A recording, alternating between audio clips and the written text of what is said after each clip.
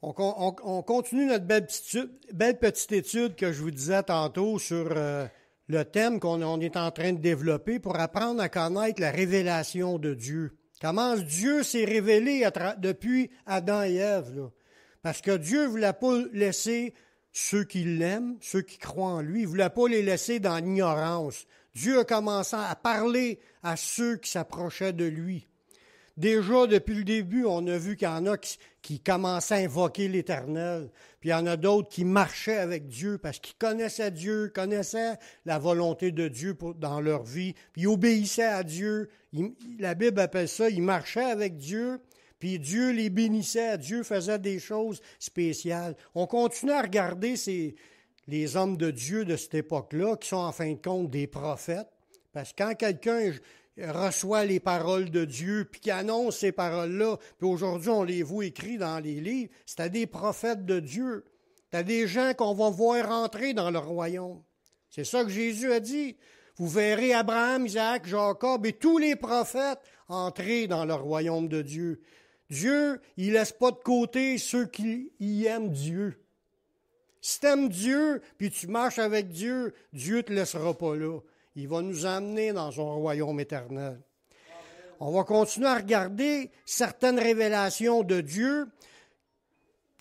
Dieu s'est révélé pour dire au monde ce que lui aime, ce que lui veut, ce que lui s'attend des hommes. Puis il a commencé à révéler aussi depuis le début la venue de son Fils.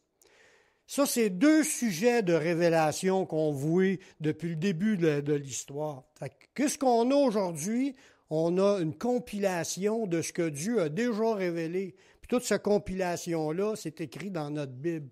C'est là-dedans, en l'étudiant, en scrutant, qu'on découvre de plus en plus ce que Dieu veut nous dire à nous aujourd'hui.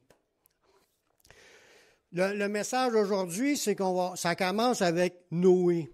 On a fini avec Noé la dernière réunion en disant que dans le temps de Noé, il y a eu un jugement grave, mais il y a juste Noé qui a été sauvé parce que lui, il aimait Dieu, puis il était épargné du jugement. Puis il marchait avec Dieu, puis Dieu a donné un projet à bâtir une super arche, puis là, il y a eu un déluge. Puis là, il était le seul survivant parce qu'il marchait avec Dieu. On voit là-dedans, le titre de mon message a rapport à ça. Dieu a fait un nouveau départ avec une famille qui aimait Dieu. Noé. La famille de Noé servait et obéissait à Dieu, puis elle trouva grâce devant Dieu. Vous savez, on parle dans le Nouveau Testament de la grâce. La grâce, là, on pense, la grâce frappe quelqu'un même s'il ne veut pas. Non, c'est pas biblique, ça. La grâce est pour ceux qui aiment Dieu. Ceux qui croient en Dieu, puis ceux qui marchent avec Dieu. Il y a des conditions. La grâce est conditionnelle. Tout le long, Jésus, il parlait à tout le monde. Il parle à tout le monde. Il veut l'adresser à tout le monde, son message. Mais il dit, celui qui veut venir après moi, qu'il renonce à lui-même, qu'il se charge de sa croix, puis qu'il me suive. C'est ça le chemin de la grâce. Il ne faut pas penser qu'on a une grâce, puis que là, on reste chez nous, puis qu'on ne fait plus rien. C'est pas aimer Dieu, ça. La grâce, ça coûte quelque chose, puis est conditionnel. C'est le même depuis le début de la création. Noé n'a pas été gracié à cause qu'il s'appelait Noé. Il n'a pas été gracié parce qu'il y avait des beaux enfants. Il pouvait avoir les plus pires enfants du monde, puis la grâce est tombée sur cette famille-là parce que Noé aimait Dieu. Noé aimait Dieu, puis Noé obéissait à Dieu. Dans Genèse 6, le verset 8, Noé trouva grâce aux yeux de l'Éternel. Puis là, il dit, voici la postérité de Noé. Noé était un homme juste et intègre dans son temps. Noé marchait avec Dieu. Je vous l'ai expliqué la dernière fois en parlant de quelqu'un qui marche avec Dieu, c'est quelqu'un qui connaît Dieu. Pour marcher avec quelqu'un, il faut que tu le connaisses. Tu ne le connais pas. Tu es ignorant de ce qui existe, tu es ignorant de ce qu'il pense, de ce qu'il veut. Tu ne le connais pas. Mais quand tu connais quelqu'un, là, tu peux commencer à l'écouter. Tu entends ses idées, tu entends ce qu'il a à dire, puis là, tu l'aimes. Tu aimes ce qu'il te dit, t'aimes, puis tu veux aussi marcher avec lui. Marcher avec lui, c'est comme nous.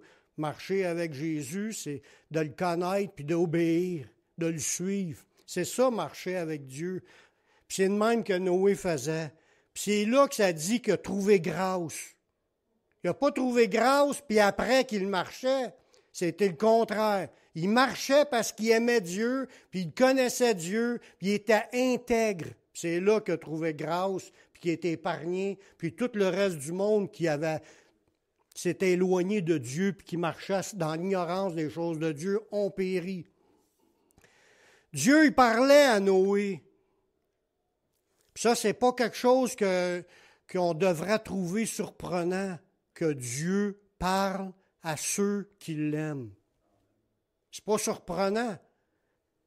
Dans Genèse 9:8, ça dit « Dieu parla encore à Noé ». Ça veut dire, dans sa marche avec Dieu, il marchait avec Dieu, il parla encore, ça veut dire qu'il avait déjà parlé, puis Noé est au courant de ce que Dieu faisait, puis ce que Dieu disait, puis ses plans, puis ses projets, puis il continuait à y en parler encore, puis Dieu, il voulait l'emmener parce qu'il entendait la voix de Dieu. On voit que cette idée-là, c'est pas nouveau. Oui, nous autres, on dit la même chose parce que c'est comme la relation d'un disciple avec Jésus. Jésus, dans Jean 10, 27, il dit « Mes brebis entendent ma voix. Je les connais et elles me suivent. » Une vraie brebis du Seigneur entend le Seigneur puis suit le Seigneur. C'est ça que je vous dis. Il y a une marche avec le Seigneur. Dans ce temps-là, c'était la même chose. Les gens marchaient avec Dieu. Je parle de ceux qui sont sauvés. Je ne parle pas de ceux qui sont dans les ténèbres puis qui sont égarés. Des vrais disciples du Seigneur, ils entendent la voix du Seigneur. Ils entendent Dieu lui parler. Vous allez me demander où c'est qu'on l'entend. Bien, Dieu parle de différentes façons, mais comme un exemple, entre autres, il est en train de vous parler. Pendant qu'on lit les versets, il est en train de nous parler. Mais on peut dire, oh, c'est Daniel qui parle, c'est plate, c'est monotone, puis moi, je suis tanné de l'écouter. Non, c'est pas ça. Écoutez les versets, là, Dieu est en train de vous parler, puis recevez ces versets-là. Dieu, il dit, il va écrire ses paroles dans nos cœurs. Comment est-ce qu'il fait pour les écrire? C'est pour qu'il nous parle. Comment est-ce qu'il fait?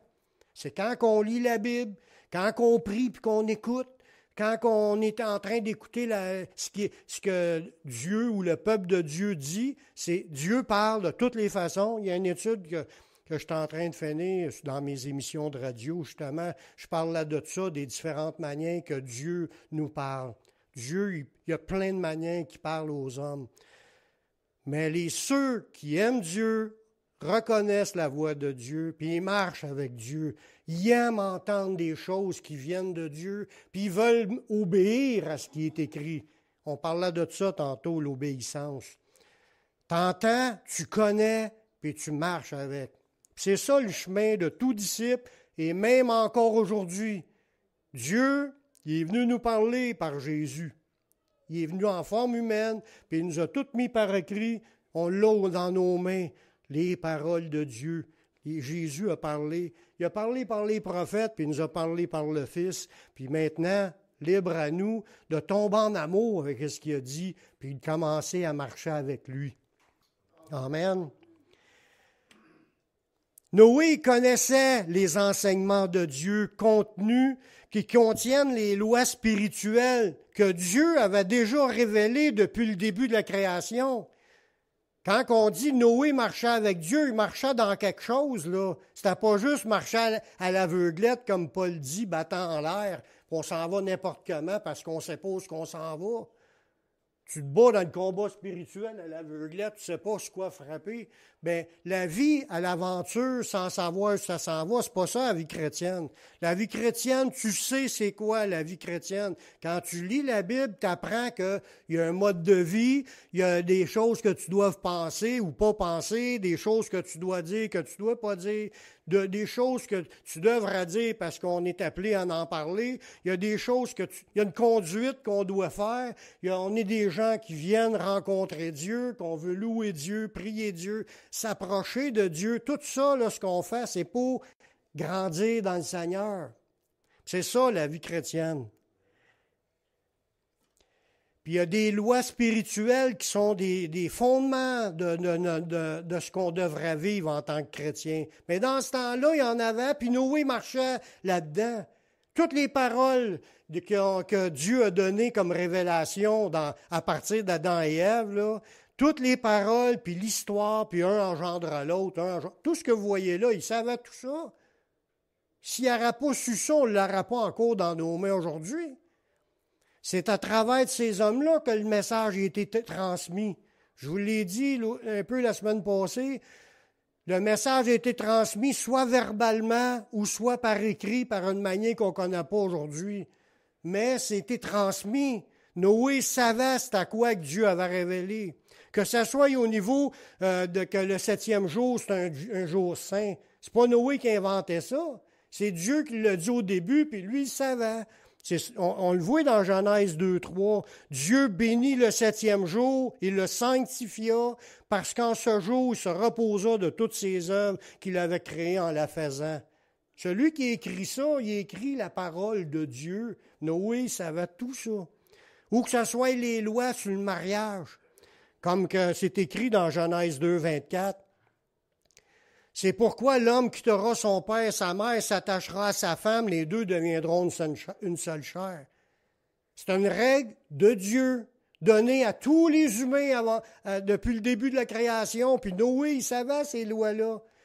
Puis je suis sûr qu'il y avait d'autres principes qu'il connaissait, puis qu'on n'a pas par écrit aujourd'hui. Des choses qu'on sait. Ça fait partie de l'enseignement de la volonté de Dieu. Dieu a toujours été pareil, puis il utilise encore cette idée-là du mariage dans le Nouveau Testament. Il n'a jamais changé d'idée sur ces affaires-là. Puis une autre règle encore plus forte sur le mariage, là, que Noé a respecté, mais que le reste du monde ne respectait plus avant le déluge, puis Dieu a détruit la planète à cause de ça. La loi sur le mariage, qu'au niveau que les fils de Dieu devaient se séparer avec les filles des hommes. Dans Genèse 6, le verset 2, les fils de Dieu virent que les filles des hommes étaient belles, puis en prirent pour femmes parmi toutes celles qu'ils choisirent.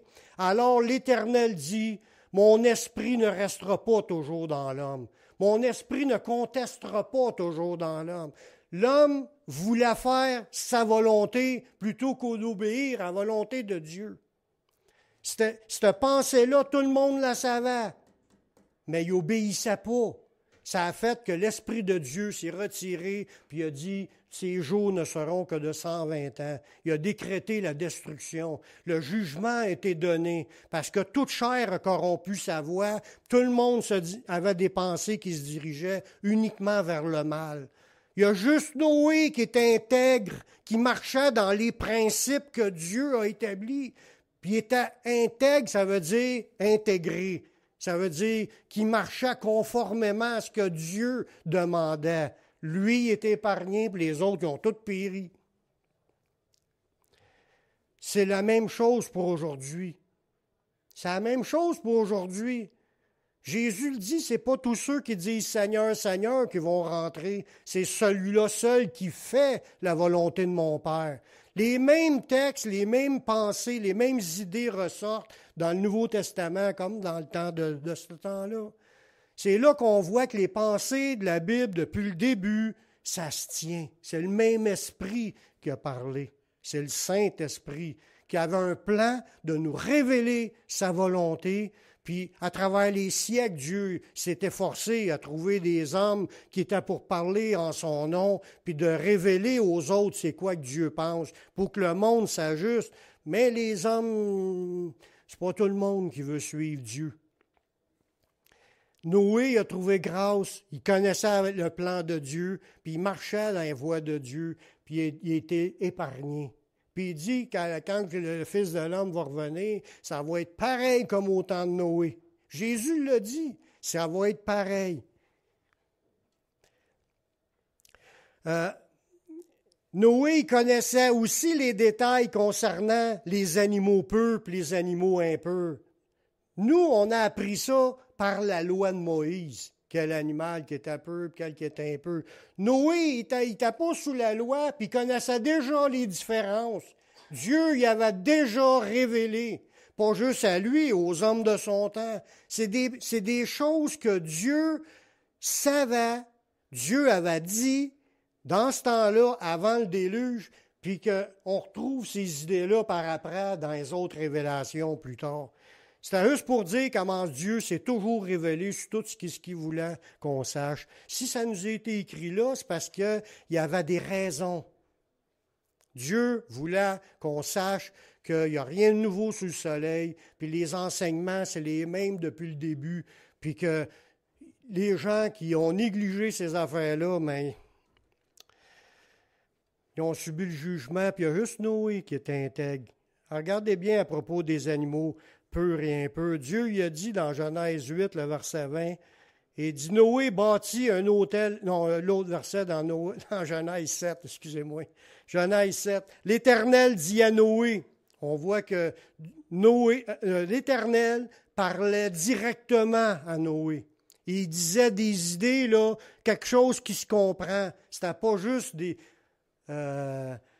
idées comme des affaires que tu n'arrives pas à comprendre. Il ne parlait pas en parabole. Il parlait direct avec les vraies affaires. Puis c'est encore pareil aujourd'hui. Dans sa parole, on retrouve des paroles directes.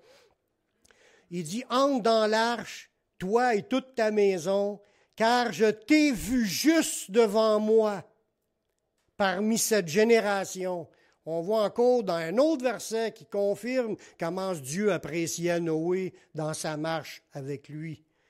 Et puis là, il dit, tu prendras auprès de toi 7 coupes de tous les animaux purs, le mâle et sa femelle, et une paire des animaux qui ne sont pas purs, le mâle et la femelle. Ça, on parle quand il y a tout eu le rassemblement des animaux pour les faire rentrer dans l'arche.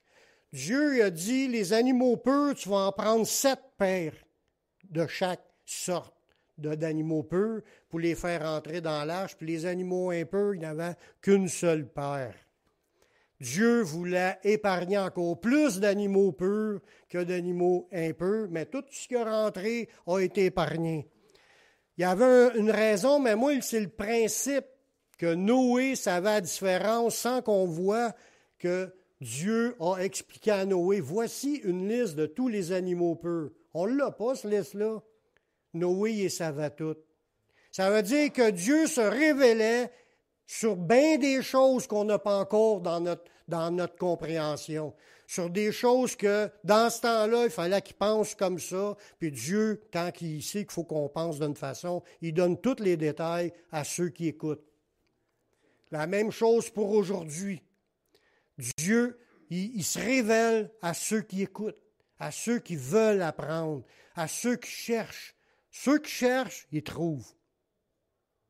Tiens, on mène là-dessus. Ceux qui cherchent, trouvent. On ouvre à celui qui frappe. Dieu, il se révèle. Dieu, il montre son plan. Il montre à ses serviteurs les choses qu'il est en train de préparer. Il veut qu'on sache qu'est-ce qu'il va faire. Il veut qu'on sache quoi faire. Il veut qu'on sache comment même, pas améliorer, mais changer de direction.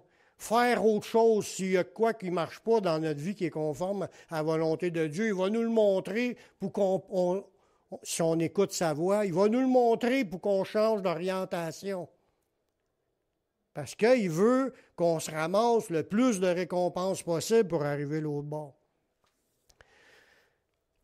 Noé, aussi, ça dit qu'il connaissait aussi ce que Dieu aimait.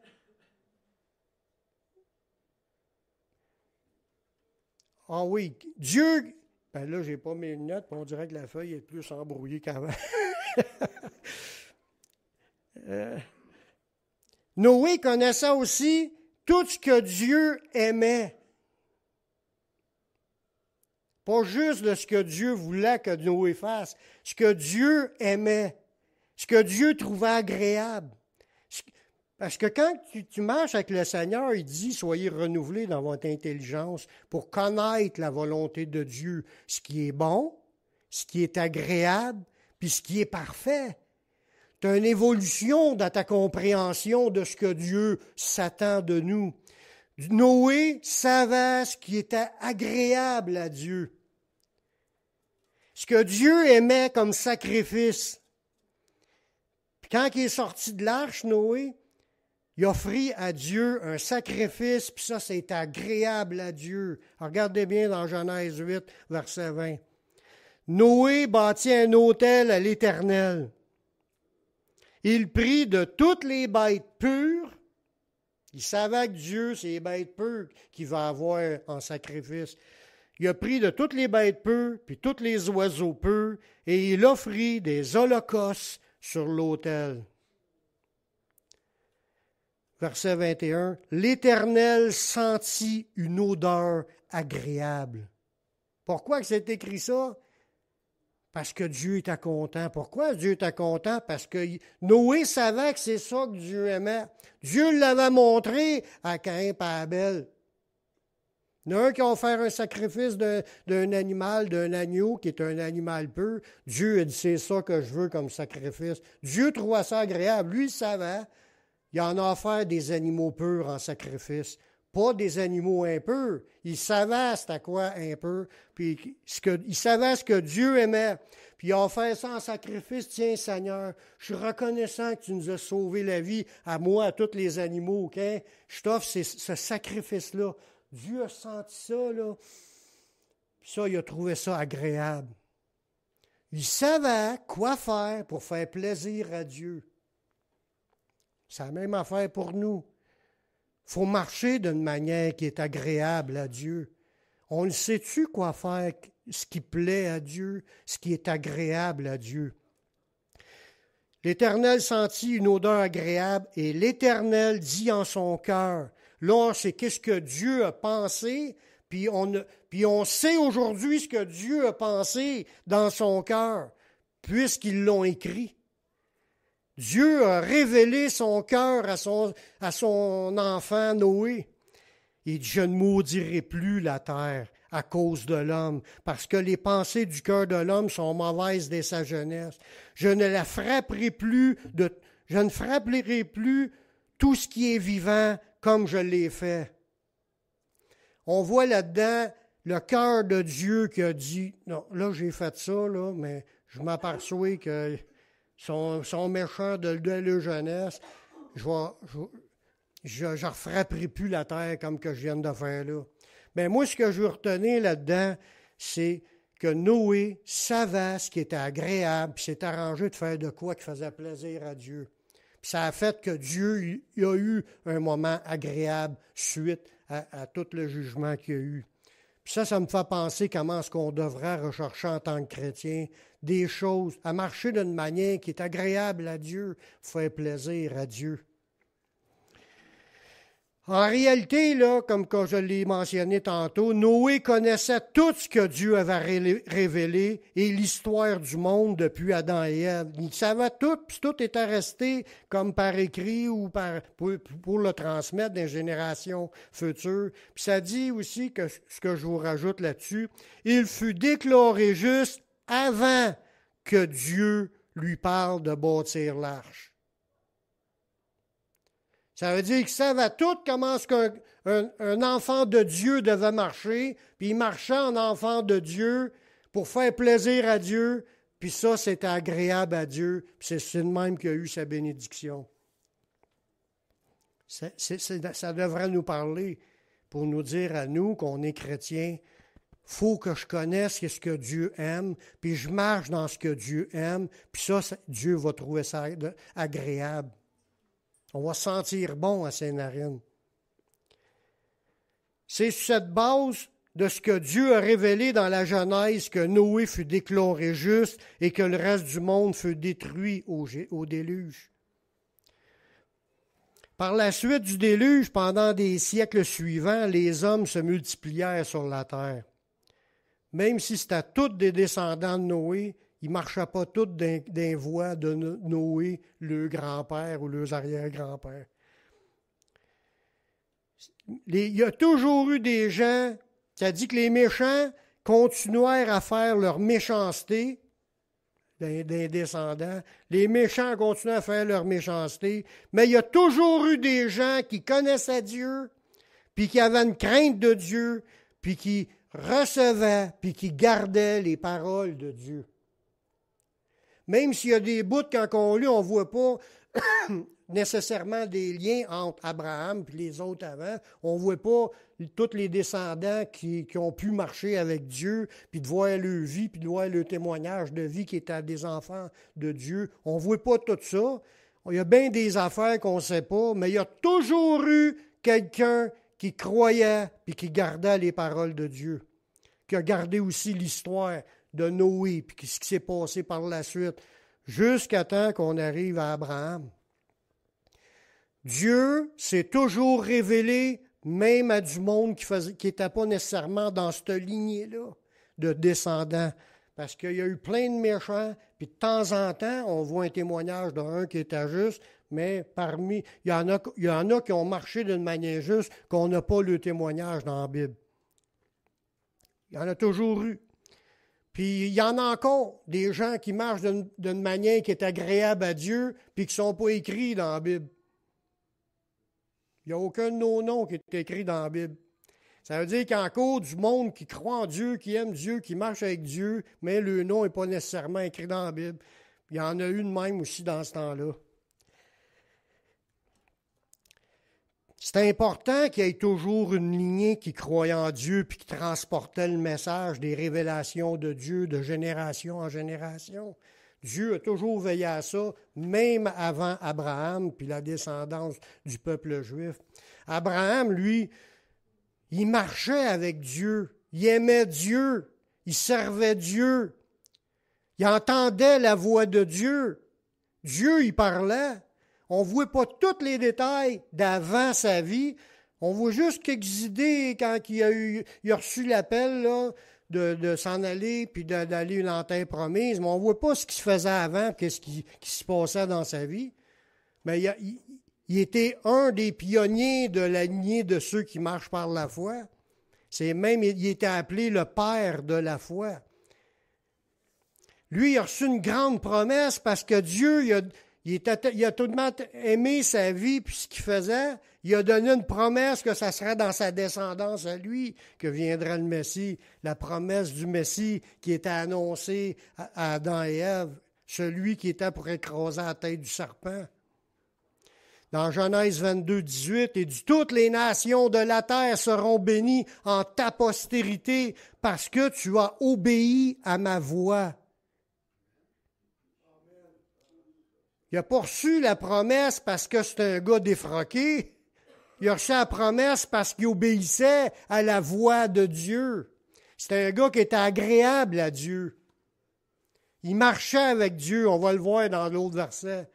Puis ça, c'est bien important de comprendre. C'est pas juste dire « je crois en Dieu, je crois en Jésus, puis là, que tout est accompli ». Non, ça, c'est juste le départ de ta nouvelle vie, de marcher avec Dieu. Le Seigneur il a confirmé plusieurs fois qu'Abraham plaisait à Dieu, puis qu'il est devenu le père de la foi, puis le père de la lignée messianique. Parce que tout le monde se disait « moi, je suis un fils d'Abraham. » Jésus il dit « c'est pas tous ceux qui sont descendants d'Abraham qui sont fils d'Abraham. » Lui était le père de la foi, mais pour être appelé un fils d'Abraham, il fallait que tu marches dans la foi, dans les traces d'Abraham. Regardez ce qui est dit aussi dans Genèse 26, le verset 4. Dieu a répété encore la promesse du Messie dans sa lignée. Il dit, je multiplierai ta postérité comme les étoiles du ciel. Je donnerai à ta postérité toutes ces contrées. Il y avait des bénédictions physiques sur la terre pour obtenir la terre de Canaan. Puis là, il répète encore, « Et toutes les nations de la terre seront bénies en ta postérité. » Là, ça visait une prophétie qui parlait du Messie qui était pour venir, que toutes les nations de la terre seraient bénies dans ce Messie-là. Puis là, au verset 5, ça dit, « Pourquoi qu'Abraham il a eu cette promesse-là? Parce qu'Abraham a obéi à ma voix, qu'il a observé mes ordres, mes commandements, mes statuts et mes lois. » Ouch! Il n'est pas le père de la foi juste parce qu'il savait que Dieu était là. Il était le père de la foi parce qu'il marchait dans l'obéissance des révélations de Dieu. Il voulait plaire à Dieu dans sa vie. Il entendait quelque chose de la part de Dieu. Oui, il devait avoir les écrits de tout ce qui était dit du début. Il marchait dans ce que Dieu aimait. Même si on ne les a pas par écrit, cette liste des lois-là, dans le temps d'Abraham, on ne parle pas du peuple juif, on parle des lois du temps d'Abraham qui datent des temps anciens. Même si on n'a pas la liste, là, ça dit qu'il y avait entendre sa voix, entendre ses ordres, entendre ses commandements, entendre ses statuts, puis entendre ses lois. Il y avait des lois. Dieu, là, quand il déclare une parole comme un exemple, l'homme quittera son père et sa mère, s'attachera à sa femme, puis les deux formeront qu'une seule chair. C'est une loi, c'est un commandement, c'est un ordre, c'est la voix de Dieu qui a dit ça, là. Dieu veut qu'on marche comme cela. C'est pas juste une suggestion, c'est une parole à obéir. Tout ce qui est écrit dans le Nouveau Testament, là, de ce que Jésus a dit, il dit, si tu m'aimes, garde ma parole. Dans un autre verset, il dit, si tu m'aimes, garde mes commandements. C'est pas juste le commandement de l'amour, ça, c'est le résumé. Mais tous les petits détails que tu lis dans la Bible, là, c'est tous des préceptes, des lois, des manières. C'est la loi de Christ. Ça fait partie de la loi de Christ, du mode de vie d'un follower de Jésus. On ne fait pas juste croire en Jésus. Un follower, c'est suivre Jésus, des suiveurs du Christ. Dans les révélations prophétiques, quand on parle de révélations prophétiques, c'est des révélations qui annoncent des choses du futur. Abraham, il y en a eu une prophétie qui nous est écrite dans la Bible à propos du Messie. Abraham a prophétisé annonçant le Messie, que Dieu pourvoira lui-même à l'agneau. Si on voit ça, quand Abraham il s'en va sur la montagne, Dieu lui a dit, va offrir ton fils en sacrifice sur la montagne. Abraham ramène son fils, puis son fils il avait à peu près 15 ans. Il amène son fils, il amène son bois, il amène tout son stock, il s'en va sur la montagne.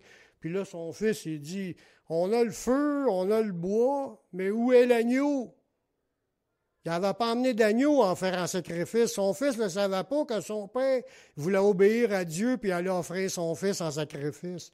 Mais il s'est posé la question, où est-ce qu'il est l'agneau? Puis Abraham il a répondu dans Genèse 22:8, Abraham répondit, « Mon fils, Dieu se pourvoira lui-même de l'agneau pour l'Holocauste. » Dieu se pourvoira lui-même de l'agneau pour l'Holocauste.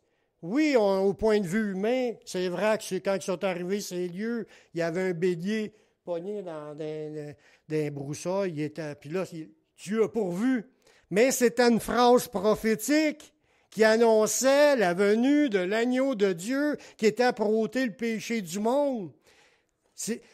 Des fois, les phrases sont dites, là, mais Dieu avait un message à donner dans ça pour annoncer, pour ceux qui ont le discernement pour voir ce que Dieu voudrait dire à travers les paroles, de ce que les versets là, dans l'Ancien, il y en a plein qui nous parlent de Jésus. Puis on ne le sait même pas parce que c'est écrit à travers d'autres choses. C'est une parole qui a été confirmée dans le Nouveau Testament, que Dieu a pourvu à l'agneau. C'est ça que Jean-Baptiste a dit dans Jean 1, 29. Le lendemain, Jean-Baptiste, il vit Jésus venant à lui et il dit, « Voici l'agneau de Dieu qui ôte le péché du monde. » Jésus, c'est l'agneau que Dieu a pourvu pour l'Holocauste. Voyez-vous, c'était une prophétie, ça s'est accompli. C'était des messages que Dieu fait à ses disciples pour dire, regarde, je suis encore bien en contrôle de tout, puis je vous parle à travers de là, à travers d'une autre parole, pour annoncer la venue du Messie. Ça l'encourage pour ceux. Je ne peux pas affirmer que tout le monde a compris ça dans ce temps-là, mais aujourd'hui, il y a plein de monde qui l'ont compris, puis qui savent que c'est à Dieu qui nous parlait. À nous qui, à la fin des temps, les connaissances sont ouvertes, les révélations qui sont ouvertes, comme Daniel le dit. Merci Seigneur. À la même époque d'Abraham, on va voir encore comment Dieu travaille pour ces lignées d'hommes de foi, de prophètes qui étaient là dans ces époques-là, puis ce n'est pas nécessairement des descendants d'Abraham. Dans la même époque, il y avait le sacrificateur Melchisédek, qui est il n'était pas de la famille d'Abraham du tout. Il n'était pas un descendant du peuple juif. Il existait dans la même époque qu'Abraham. C'est un païen, autrement dit. Si on dit qu'Abraham, c'est un juif, mais ce n'est pas réellement un juif. Ça a commencé à son petit-fils Jacob d'être juif. Mais Abraham est le père des Juifs. Il n'était même pas dans ce lignée-là, Melchisédek. C'est un gars qui vivait dans la terre de Canaan, dans une terre qui déplaisait à Dieu, que Dieu était pour juger tous les habitants de Canaan, pour leur enlever le terrain puis le donner au peuple juif, parce que le peuple de Canaan, c'était des gens qui vivaient dans rébellion contre Dieu, puis ils vivaient dans le péché, au bout. Puis Abraham, dans cette période-là, si on a regardé l'histoire, on sait que son neveu, Lot, il y a eu des armées de ces peuples-là qui sont venus pour pouvoir attaquer Sodome, Gomorrhe, puis Lot, il restait là. Lui, il a perdu tout son stock. Les bandits, les 5 rois qui se sont assemblés pour venir attaquer, ils ont ramassé, ils ont pillé les villes, ils sont partis avec les femmes puis le stock. Quand qu'Abraham a ça, lui est parti. Par la foi, il y a eu comme une conviction qu'il fallait qu'il y aille pour aller régler ça, ce problème-là. Il est parti avec son armée, puis il y avait assez de soldats qu'ils ont gagné la bataille. Puis il a ramené tout le stock. Puis là, il a redonné le stock, mais c'est là qu'il a rencontré Melchisédek, qui était le sacrificateur, un sacrificateur de Dieu, mais sans connaître ce qu'Abraham pouvait avoir comme révélation. C'était un autre gars qui connaissait les révélations de Dieu, qui vivait complètement dans une autre lignée de famille, parmi une génération de pervers. Mais lui, c'est un sacrificateur de Dieu dans la ville de Salem, qui est devenue Jérusalem par la suite. Il était le roi de Salem, puis roi, qui veut dire roi de paix. Puis ça dit que Melchisédek, c'est roi de justice, puis son nom, puis il était roi de Salem, de la ville de Salem, qui est roi de paix. Imaginez, c'est pas des coïncidences, ça, là. C'était le plan de Dieu. Puis là, ça nous dit qu'Abraham, qui est revenu, il a rencontré ce gars-là qui connaissait Dieu, qui servait Dieu, puis il a béni Abraham. Dans Genèse 14, 18, Melchisédek, roi de Salem, fit apporter du pain et du vin. Il était sacrificateur du Dieu très haut. Le peuple juif, il n'existait même pas encore, puis les lignées de sacrificateurs à travers la famille de Lévi, puis tout ça n'existait pas encore. Dieu avait déjà des gens qui offraient des sacrifices à Dieu, qui connaissaient Dieu, qui connaissaient les animaux peu, puis un peu, puis ils savaient la parole de Dieu, puis ils servaient Dieu. Ça, je vous disais, des fois, on ne sait pas comment ça se fait qu'un tel que lui marche avec Dieu. On ne sait pas toute l'histoire, mais Dieu s'est arrangé que sa révélation se répande partout dans ce temps-là. Fait que lui, au verset 19, ça dit « Bénis Abraham », puis il dit « Béni soit Abraham par le Dieu très haut, maître du ciel et de la terre. » Il connaissait Dieu, ce Melchisédek-là. Puis Abraham a fait un acte pour remercier ce sacrificateur-là, pour le bénir. Il a fait un acte qui est resté dans tous les temps. C'était quelque chose que lui connaissait, Abraham, que sûrement c'était révélé avant, mais ça n'en parle pas avant. Que par la suite, ça s'est continué à se faire, ce que Abraham a fait. Ça dit, Abraham lui a donné la dîme de tout ce qu'il possédait. La dîme, c'est 1/10 de tout ce qui venait de tout ce qu'il possédait. Ça fait partie des révélations de Dieu de donner une part de nos biens. J'espère que je ne vous surprends pas. Ce n'est pas quelque chose qu'on vient d'apprendre. Ça existe depuis le début de la création, qui était pratiqué par les gens qui croyaient en Dieu et qui marchaient avec Dieu. Abraham l'a fait. Puis il a donné la dîme de tout ce qu'il possédait. Dans Genèse 14, 20, béni soit le Dieu très haut qui a livré tes ennemis entre tes mains. Puis là, Abraham lui donna la dîme de tout. Ça fait partie des révélations de Dieu. Par la suite, tu lis dans l'histoire, Jacob, qui était Abraham a engendré Isaac, Isaac a engendré Jacob. Jacob, il a changé de nom pour Israël. C'est le père de 12 enfants qui sont devenus les 12 tribus d'Israël. Jacob a reçu aussi des révélations du Dieu très haut, puis lui aussi, il s'est engagé puis il a donné la dîme de tout ce qu'il avait. Dans Genèse 28, le verset 22, il dit, cette pierre que j'ai dressée pour monument sera la maison de Dieu, et je te donnerai la dîme de tout ce que tu me donneras. Fait qu'avant même la loi, là, on ne parle pas de loi puis d'obligation de la loi, on parle de monde qui connaissait Dieu, puis à cause de leur amour pour Dieu, s'engageait à donner la dîme, 1/10 de tout leur revenu, pour plaire à Dieu, parce que ça faisait partie de la révélation de Dieu. Jacob, celui qu'on voit qui a donné la dîme de tout de lui aussi, Jacob, le père du peuple juif, a une prophétie lui aussi. Jacob, il a prophétisé la venue du Messie dans le monde. Dans Genèse 49, le verset 10. Et dans sa prophétie, ça dit, le sceptre ne s'éloignera point de Juda, ni le bâton souverain d'entre ses pieds, jusqu'à vienne le Shiloh. Ça veut dire le Pacifique, et que les peuples lui obéissent.